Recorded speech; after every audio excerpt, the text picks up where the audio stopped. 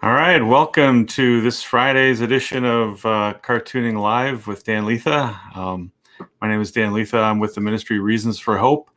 And today we're going to continue a series that we've been doing for the last few weeks on caricatures. And so today we're going to draw some photos or some images that you have in your house. I was looking around to try to find some images that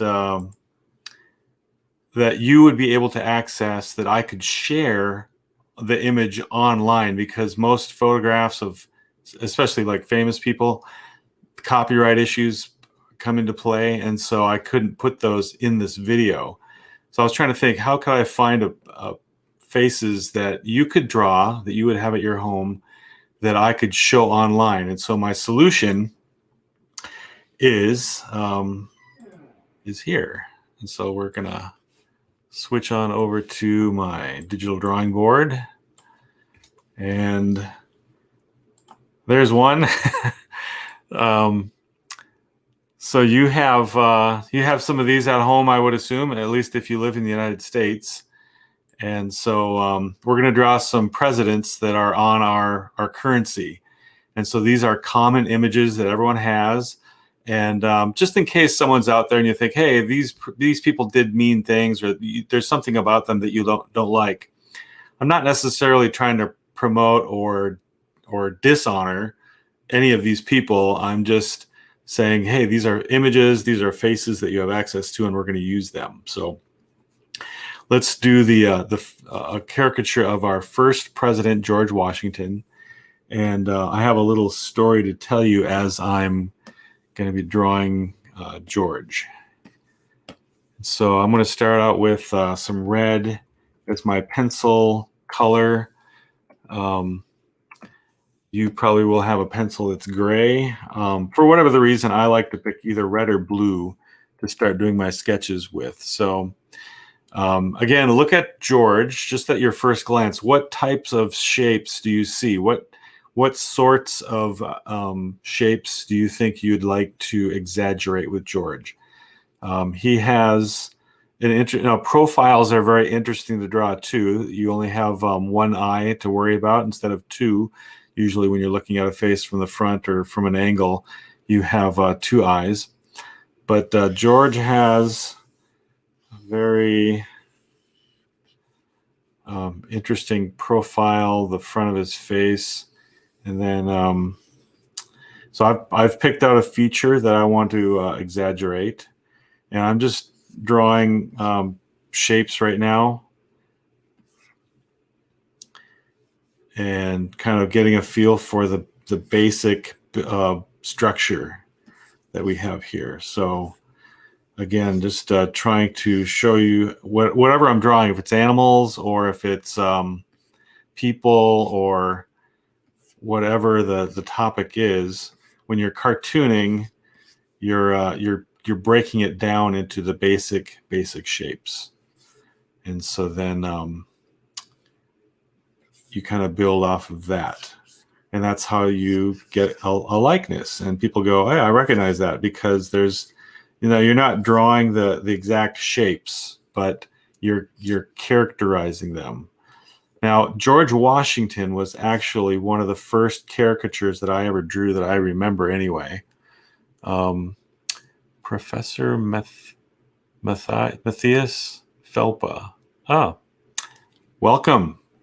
Thank you for chiming in. I love it when people comment where they're from, especially. So George was a caricature that I did back in middle school, off of a quarter, off this very same image. And I forget what the assignment was, but I remember, I don't think that's quite right. I remember really going to town on his nose.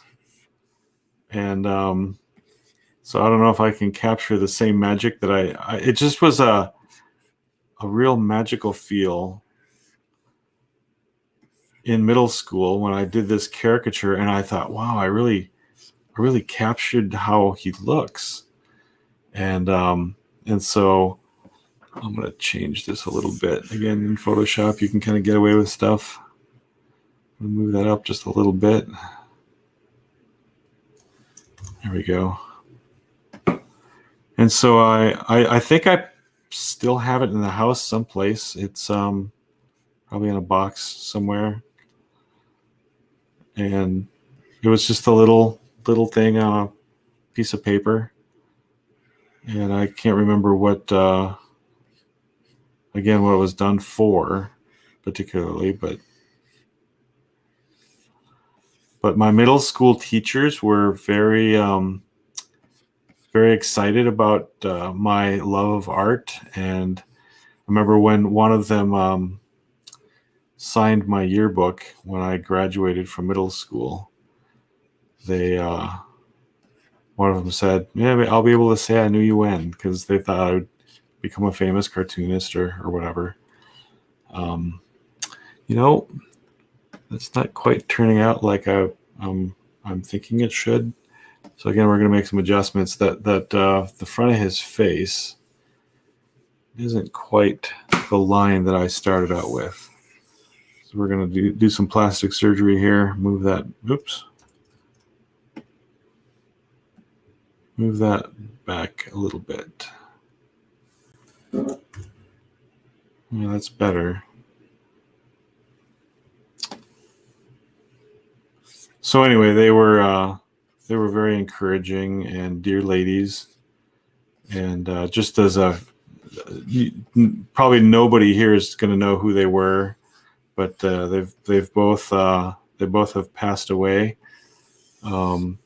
And I was looking them up online just to kind of check and see what has happened to my teachers, and I learned that they both they were very good friends outside of work. I'm not sure how much contact they had with each other after I left, but I found out that they had died on the same day, which is really kind of odd and sad. But let's see if we can get George kind of whittled down here to a better likeness. Then I've got a president here in the future. If we as we wind down, I want to end with a particular president that it's a pretty amazing set of features that this guy has. So George, something like that. Of course, they've got that fun hair. Those wigs that they used to wear back in the colonial days. And our professor is from Brazil. So thank you for, again, joining us. So George has a little chin. I should make it a little smaller.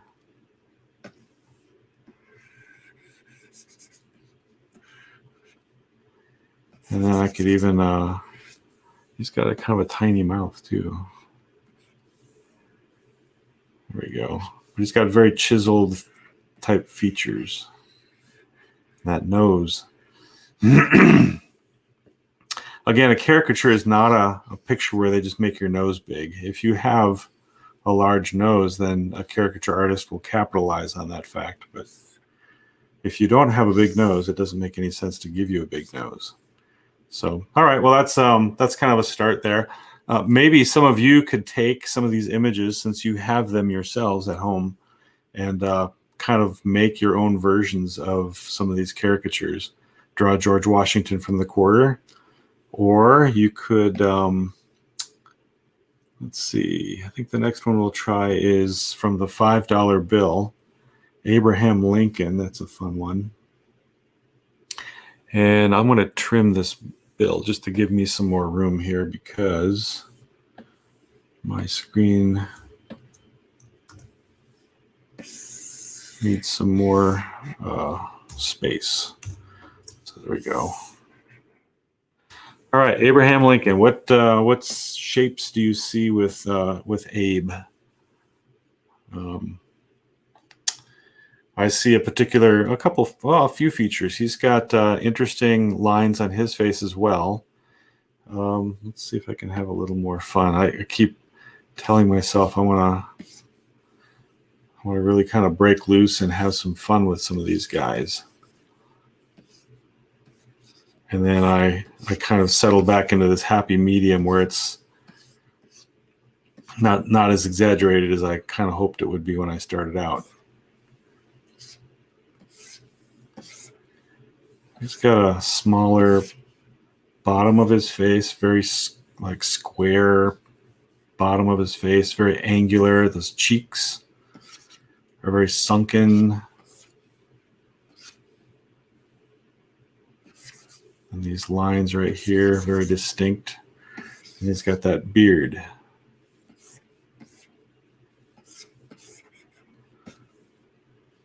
And then usually I try to build things from the eyes out. And I'm kind of going the other way. I've got a friend who draws caricatures, and he does it for a living, and he does the opposite of what I do. He starts with the outside of the face, and then he builds in from that. And he's very, very good, very accurate. And it's something I've wanted to try to do, just not brave enough to do it yet. When you get your own way of doing things down, it's kind of hard to break out of it. And especially when you're trying to capture a likeness, any little thing that will throw you off will throw you off. So here I am sinking into my natural little happy, comfortable zone here. Let me stretch that out a little bit more. More forehead. There we go. That's a little more exaggerated. My English is very bad, but I try and watch this channel help me. Oh, well, okay. I hope my English is good enough for some assistance in learning some English. It's kind of an interesting image of Lincoln. One of the features that he has that people love to exaggerate on him is his ears, because he does have these rather large ears. And so, again, if that's a feature that people see is rather large, then they'll go for it and capitalize on it, make it even bigger. But he's if I can draw on the top of his picture here, look at his nose. It goes this way, so it's not a straight on shot. Okay. And so this nostril right here, this side of the nose, you see a little bit of it, and you see more on this side. You see less of this side of his face here than you do this side, so you see more. So there's less of the of this side of his face right here than the other side, which means, and where I'm going with this is, you can see his whole entire ear here. But I think this is just his ear here. So that ear being on the other side, if this was a straight on shot, you could see that that ear just as much as the other one. But because his head is turned, not quite a 3/4, but it's turned more one way than the other, you only get to see a little bit of one ear and then the whole other ear. Those are things to pay attention to as well. The angle of the face, and I've drawn faces that were turned like this before, and doing live caricatures, and started drawing a straight on face when that's not what was being shown to me. And again, these things can throw you off.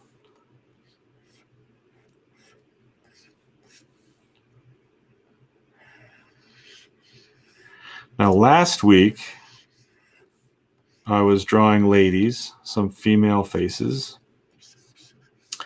And I started out by talking about the differences between female faces and male faces. There's some general principles that tend to apply to the different genders. And one thing about the male face, let's put it this way. The female face, the eyebrows tend to be higher, and the male face, the eyebrows are lower. And so this is a good example of that. It talked about the orbit, the socket, or the big hole in your skull where your eyeballs rest inside of.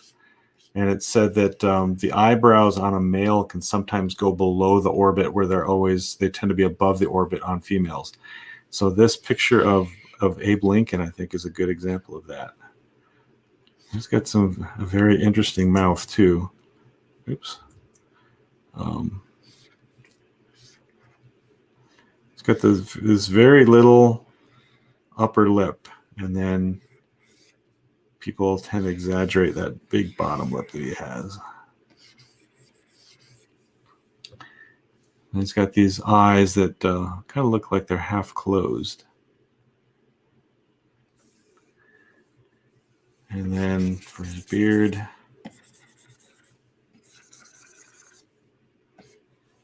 comes in like that. And I think what we'll do on this one is I'll ink him just to help you see what the final result is. Now his neck. Now George Washington on that quarter had a big thick neck, so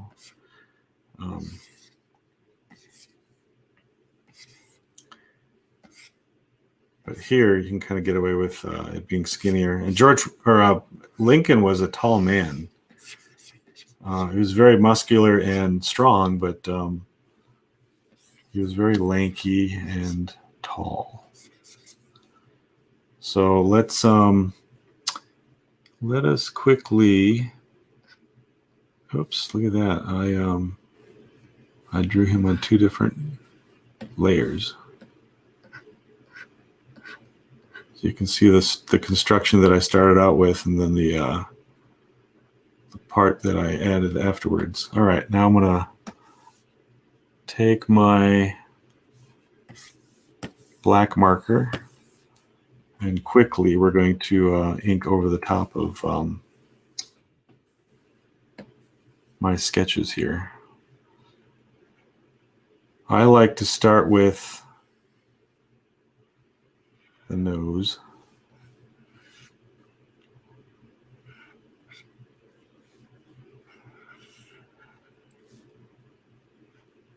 And it's good, again, to learn the construction of the nose. See how I'm seeing more of one nostril than the other.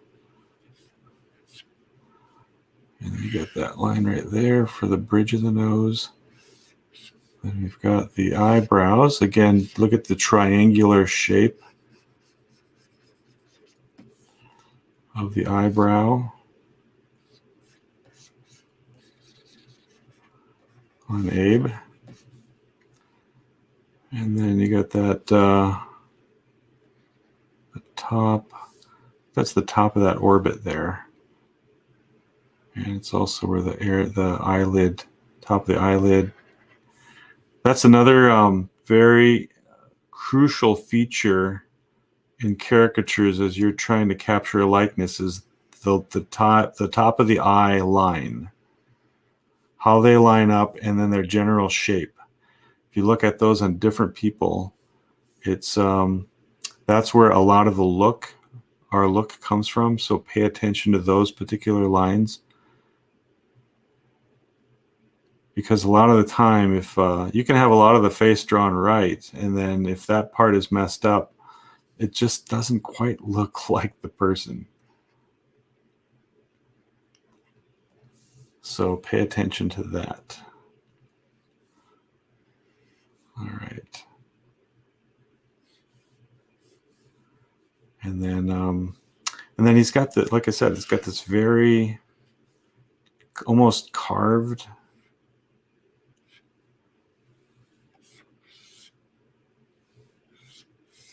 face. I'm not sure if Lincoln had a particular condition. Some people speculate about why he looked the way he did. And those types of stories are fascinating too. very almost straight across line there for his mouth. That tiny little upper lip. That big. Now again, the upper lip, or the bottom lip would have like a shadow underneath it. You see it's very dark underneath, and so when I ink it, I make that line thicker to kind of give indication of that shadow. Now he's got that I forget the name of this, that ditch type of thing that's under your nose. But okay, and then let's go up here. He's got an interesting forehead too, but it's the bottom of the face that's smaller, but it actually has more character. Okay, hair is a very tricky part of people to draw sometimes. And last time I talked about this ministry outreach that I had the privilege of taking part in a number of years ago. My daughter was 8 years old, and she's 17 years old now. So that was about 9 years ago. 8, 9 years ago, something like that. And so we were in DC at the NEA convention. And here, I think that it's not quite right there. And so I set up my caricature stuff to draw at the NEA, and my caricatures for the outreach, the purpose of it was to attract people to come to our booth, so that some of my cohorts in ministry could talk to them about the gospel. And so I was kind of a lure in a sense. And so it really worked too, because there were a lot of people that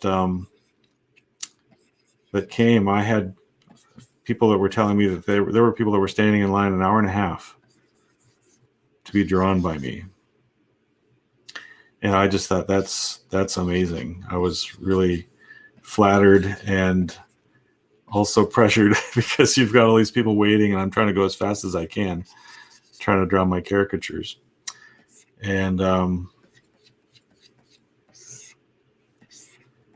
anyway, the reason I bring that particular story up when I'm talking about hair is that there were people there from all over the United States, and there were different cultures of people. You know, we have different areas of the states where people talk differently and dress differently and all kinds of things like that. Well, there were some darker skinned ladies that were at the convention, and that's a culture that I haven't been exposed to a lot of, and so I found it fascinating chatting with these very nice ladies. But the thing that I noticed, and as a caricature artist, I'm trying to go as fast as I can, trying to get all these faces done. Well, these ladies had hair. I was told later that a lot of them were probably wigs, that they were like sculptures. They were these super ornate little braids and just beautiful to look at, but an artist's nightmare because I was trying to get these likenesses and I wanted to do a good job. And so anyway, it was very, very educational for me to draw these ladies' hair. Kenny Lee, hi, good to have you here. Okay, so Lincoln, that's again a quick treatment of Lincoln. So let's move on to our last president, and we're going to have a lot to work with, but a short time to do it. And let's see, which one was it? It's shut off all these layers here before there we go. And the last president that I just kind of thought, okay, we've got to draw this guy, Andrew Jackson. Look at this face. This is fantastic. So he's got some hair too. Hair is a good thing. It's it can be a problem though with caricatures because he's got a super long face. And let's see, his eyes will be right about there. Nose. I want to make his face long. Little mouth. Sometimes you got to get in there and get the vision of it quick. Get that feel of it.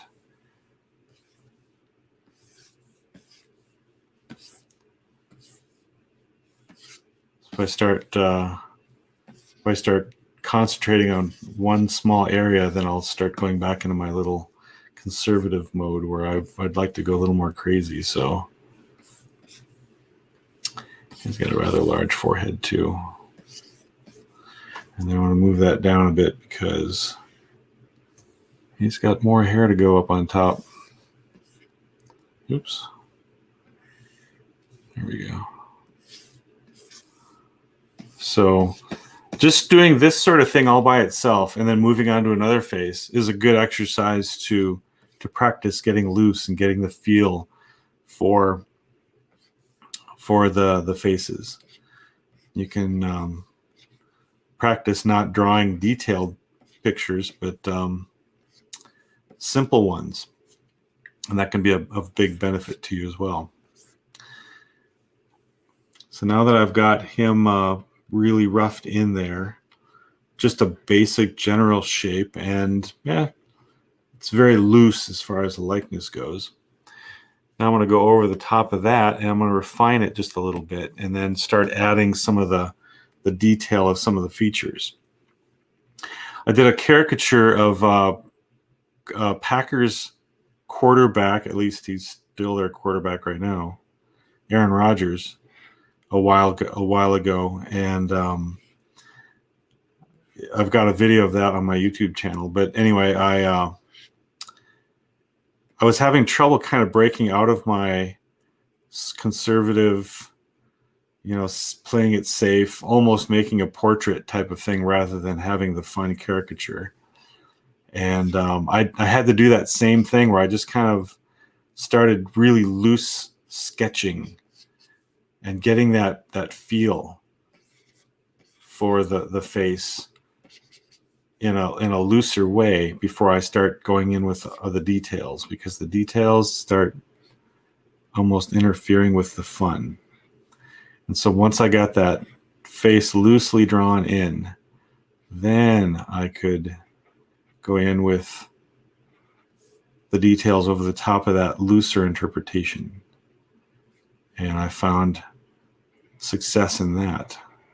I'm going to change his expression a little bit and have him looking at the camera where he's not looking at the camera in my reference here. So what currency is Andrew Jackson on? I think the part of the answer is in the photo here, so you guys can see that.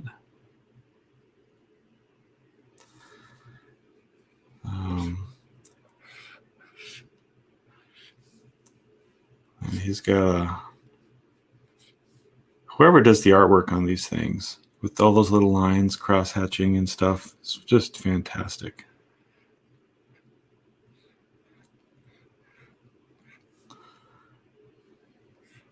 But he's got like a little mouth, he's got his lips kind of pursed, or something's going on there.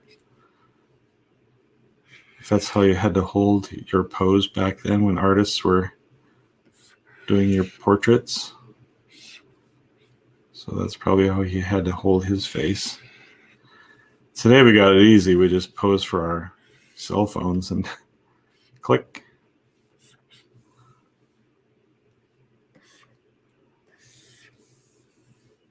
There we go. Just get that general flow. Again, trying to get these fun strokes instead of going very slow and methodical and careful.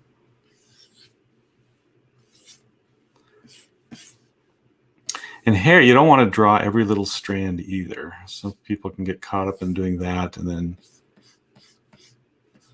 you can get in trouble with time-wise. It takes all your time away, and you've put all this effort into an area that is supportive and not the main part of how they look. I mean, it has something to do with it, but he's got these sideburns.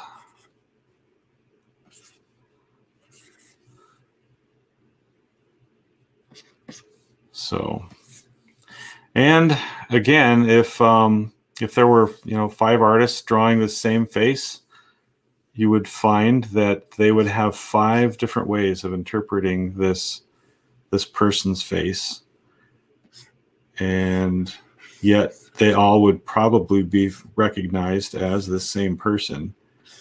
There's not one answer as to how caricature is done. And someone might say, well, why are you part of a ministry and you're drawing caricatures of presidents? And I would say that, again, I like to emphasize that even in my profession, that has kind of it's known for being more fun.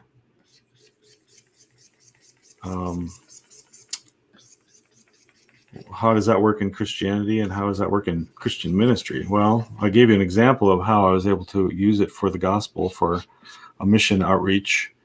But we're creative people because we were made by a creative God, and I believe that even caricature, cartooning, is a way of expressing that creativeness, and it can be used for children's books, and it can be used for cartoons that are funny or not funny on purpose, and it can be used in all kinds of different ways for ministry purposes. It's a communication vehicle. It's a vehicle that's very, very popular. A lot of people love cartoons, and so why not take something that that is attractive to people and apply God's word and God's truth to it, and have that be a communication tool for the message of the Bible, as long as it's done in particular ways. And I think there's some ways that we can get in trouble with doing something like that, but and there's a lot of flavor, and some people just can't quite make the leap. But I think that it's a valid communication tool, and I would argue that with not shout and yell, but I would make the case with someone that might not think that way, and hopefully we could, do that in a cordial Christian manner. But so anyway, there's some fun caricatures of some famous faces that you have in your home, and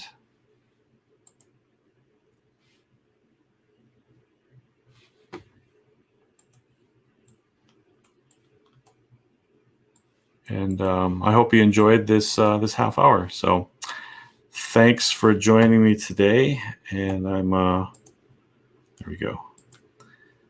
I'm so glad you were able to come. So thank you, and I'll see you next time. All right.